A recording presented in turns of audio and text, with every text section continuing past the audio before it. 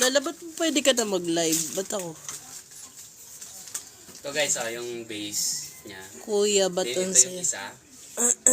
So, bubuhin natin guys. Tapos, ito naman yung tornilyo niya. Lala, ang dami mong viewers. 62. Tapos, ito guys, yung ladder na kabuuan. Gaano kataas yan, lab? So, ito, ang height nito ay walang nakalagay eh. Pero, dito. Lala, para saan daw yan? Ito guys, pwede mong gamitin to pag Hindi, para saan mo gagamitin? Ikaw ba personally, saan mo gagamitin yan? Gagamitin ko to guys pag mayroon kaming masiservisan na electrical, Solar. mounting TV, mga ganun. Then installation ng solar. So ito guys yung